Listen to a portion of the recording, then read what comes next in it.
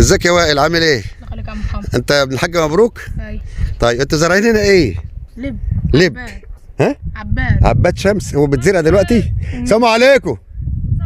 حبيبي حبيبي يا حاتم. طيب يا مدير. عامل ايه؟ الله يسلمك.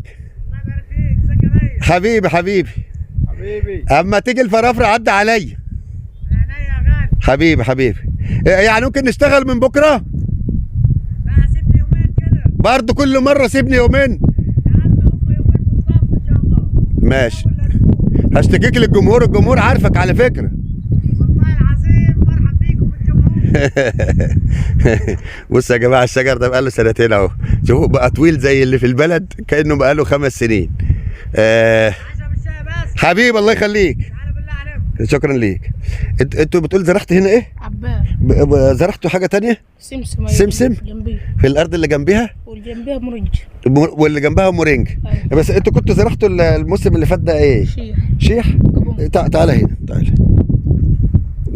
ربنا يرضاكم ايوه الحمد لله. بالله عليك. الله. يعني مش ندمانين ولا زعلانين ان انتوا جيتوا هنا؟ يعني في فلوس حلوه؟ طيب، اصل انا بقول للناس، في ناس يقولوا بيضحكوا علي على الجمهور، ويقول لهم ارض المحلاوي صخر، فالناس تشوف الطوبه الكبيره دي تتخض. انت فاهمني؟ لكن هو دي كانت الارض القديمه، دي متباعه من سنتين يا جماعه، كل الارض اللي عندي فكه. لكن بصوا، خلاص بعد ما بيجي عليها ميه بتبقى طينه اهي، بتبقى حاجه تانية خالص، وتبقى سودة زي البلد. يعني انتوا مش زعلانين خلاص؟ الحمد لله. تمام. ده المحلات كانوا يبقوا نص متر لتحت. نص متر لتحت. أيوة. اللهم صل على النبي. يعني ناجحه في الشجر وناجحه في ايوه البتاع. الحمد لله. انت ايه ده جرجير ده ولا ايه؟ جرجير جرجير. ودخر وليمون ونخل. ودول محاوتها بنخل. ايوه. محاوتها بنخل اللي هو ده. الله يوسع عليكم. طيب سلم لي على ابوك، واما يجي الفرافره اقول له اروح اشرب شاي مع عم محمد. ماشي؟ ان شاء الله. حبيبي. عايز حاجه؟ حبيبي. السلام عليكم. الخير دي الارض القديمه. بصوا جسورها كبيره ازاي، وطوب كبير، لكن من جوه طينه. بصوا طينه زي بتاعت البلد عاديه. بصوا هنا طبعا الجسور بقى، شوفوا احنا هتلاقي نخل حوالين الجسور كده، شوفوا الطوب عامل ازاي، لكن هي من جوه طينه. لو جيت صورتها لك تعالى كده بس مصورها. تعالى. طينه اهي، طينه اهي. بص طينه اهي. انت مكبر جامد ثواني. اهي هي الارض اهي، ثواني. بقت زي ارض البلد. ايه انت بصوا اهي، بقت طينه اهي زي ارض البلد اهي. لكن بصوا، لكن هي شوف كالطوب ازاي بيتفك من الميه. بصوا الميه مفشفشه اهي. بصوا دي القديمه، لكن الجديده ناعمه مش شوف الطين زي البلد. اللي عنده ميه زينا هنقول له يا عمنا المحلاوي رجع من اجازته العيد وهيوريك يا فرافر. ادي الميه اللي طالعه من تحت الارض. خلاص قلت لكم الجير على على 70 فدان بس. الجير على كام؟ 70 فدان. الفدان بكام؟ 85,000. يا محمد انت كنت بتبيع ب 75؟ ما جبت ببيع ب 75 بس الجير على 100. ده اوبشن جديد، ده نظام جديد عامل الجير على 70 فدان. يعني بدل ما انت تاخد يوم كل 10 ايام يوم بليله، لا هتاخد يوم بليله كل 7 ايام على بالنسبه للجير اللي على 70 فدان ال 10 فدان. طب واحد عايز 5 هديك نص يوم بالليل ونص يوم بالنهار كل اسبوع. خلاص؟ طب واحد عايز 3 هكلمك برضه. يبقى انا عندي ايه الوضع؟ الجير دلوقتي النهارده احنا بنتكلم في الجير ابو 70 فدان، ده شغل كبير. الجير ابو 70 فدان الميه اهي. خلاص؟ الميه اهي.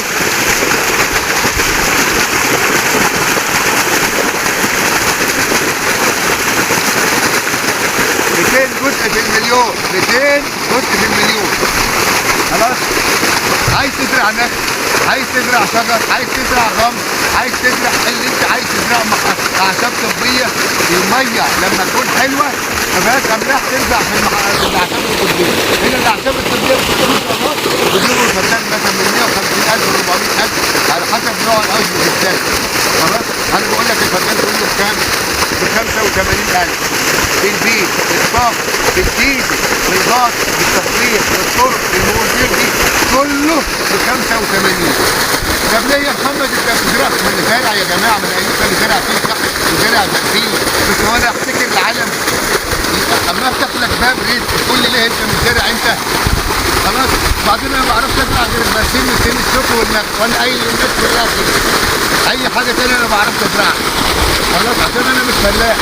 انا هفتكر العالم واقول لك الميه اهي خير ربنا كتير.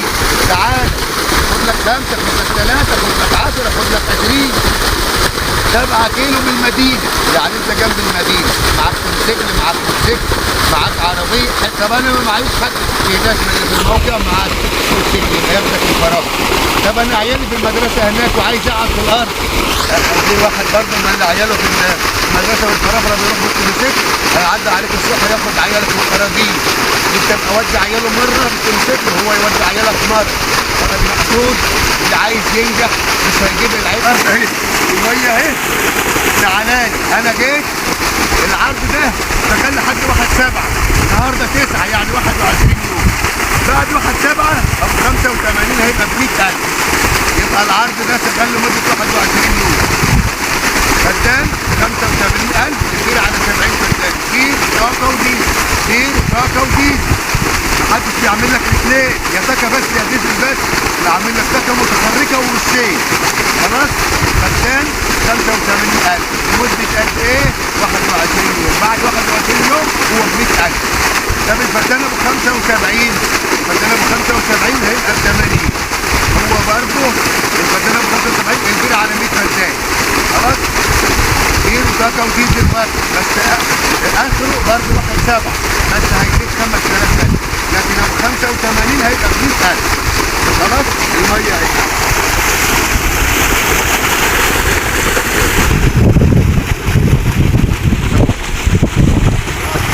هنقول تاني ركزوا معانا. خلاص حد سامعني؟ المخرج اهو. خلاص يا عم اشرف شريف ابنك اهو مش راضي يديني الفلوس يا عم اشرف. هات انت مش راضي يديني الفلوس. هفتحه على النت بقول له هات احجز يقول لي اما اروح الفرافره ابقى اديك الفلوس. طب انا عايز فلوس من الارض عايز اقلب ميه اهي عايز فلوس هنا اعمل ايه؟ خلاص اقفل يا عم مش عايزين نصدعها اكتر من كده. احنا النهارده في الارض اللي جنب الفرافره. انا قلت لكم ان هي 7 كيلو من المدينه. قلت لكم ان الارض ديت عندي ابيار على 100 فدان وبيار على 70. انا النهارده بصور في البير اللي هو على 70 فدان. بير على 70 فدان يا محمد. يعني عندك لل10 فدان ليك يوم بليله كل اسبوع. دي كده يعني متعه لان بير وطاقه وديزل. قلت لك قبل كده ما تشتريش في الفرافره من غير ديزل. ليه؟ لان يوم زي كده الشمس ما طلعتش هتعمل ايه؟ هتقول لي ده انا يومي اسود النهارده. طب وليه نسود اليوم؟ ما احنا ربنا مدينا حلول. ما تقول لي ما انا مش هروي يا استاذ محمد. ما ربنا مدينا حلول عشان كده جاي محمد محلاه وحلها لك. راح عامل لك ديزل. حظك انت الشمس بتطلع في الفرافره يومي ما بتغيبش ولا يوم. بس يوم كان مغيم. فانا قلت لك خلاص معلش قدر الله ما شاء فعل وشغل المولد هتروي. خلاص يبقى انا عامل لك ديزل. الديزل ده انت مش هتحتاجه لان بير على 70 فدان ان شاء الله هيجيبهم غمر بالطاقه. انا بعمل الطاقه متحركه 60 كيلو 60 كيلو متحرك. بالاضافه ان هي وشين. الوشين دول يديهم كمان 20 كيلو زياده يعني تبقى في مقام 80. الكيلو حصان وربع يعني 80 حصان 80 كيلو يعني حوالي 100 حصان. وطبعا وش الميه 50 فبتبقى انت عندك ميه مرتاح. هصور لك ميه دلوقتي برضو وهتشوف الدنيا. التربه زي ما انت شايف كده فكه من الجسر تبان الايه؟ تبان التربه. من الجسر تبان التربه. تمام؟ زي ما انت شايف كده انا بعملها برجلي اهو او بايدي اهو. بتبقى من تحت مخضره مسمره. الدنيا برضه ما بغير كده بتبقى مخضره مسمره. ها اهي تربه فك اللي هم بيسموها خليط. في ناس بتسميها يعني ايه خليط اغلبها طفله يعني. الاغلبيه منها طفله لكن هي في ناس تقول عليها خليط وفي ناس تقول تربه طفله. الصح ايه؟ هي وسط لا كده ولا كده. لكن برجلي اهو بتعمل. انا بسلمك بتصلح زي كده. مش بلزرها عشان برضه نبقى احنا عارفين. يبقى الدنيا جاهزه. زي ما انت المحبس كده على كام؟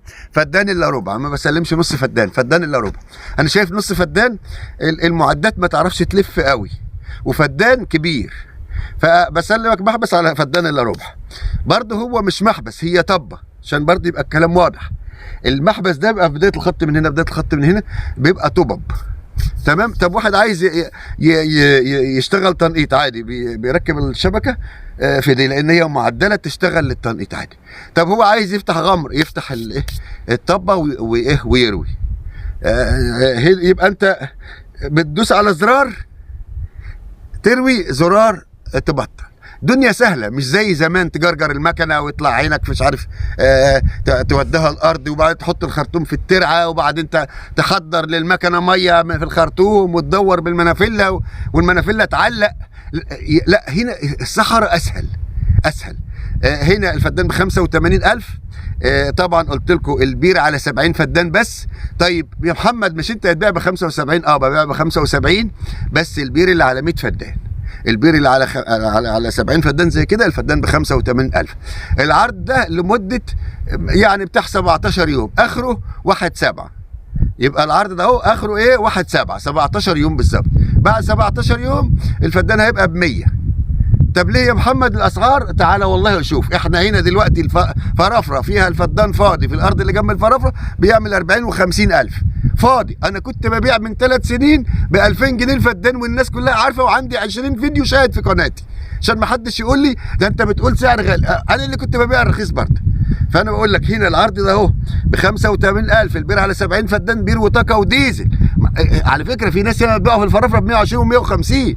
انا بقول لك الفدان ب 85، البير على 70 فدان، العرض ده لحد 1/7، يعني 17 يوم او 18. النهارده كام؟ 9.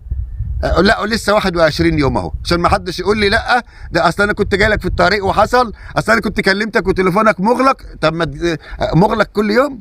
كلمنا على الواتس، اللي عايز يحجز هيكلمنا على الواتس، مش صعبه يعني. هروح اصور لكم الميه. تعالوا يلا، سلام عليكم. هنقول تاني، ركزوا معانا خلاص. حد سامعني؟ المخرج اهو خلاص. يا عم اشرف شريف ابنك اهو، مش راضي يديني الفلوس يا عم اشرف. هات انت مش راضي يديني الفلوس، هفتحكوا على النت. بقول له هات احجز، يقول لي اما اروح الفرافره هديك الفلوس. طب انا عايز فلوس، عايز اقلب ميه اهي، عايز فلوس انا، اعمل ايه؟ خلاص اقفل يا عم، مش عايزين نفضحوا اكتر من كده.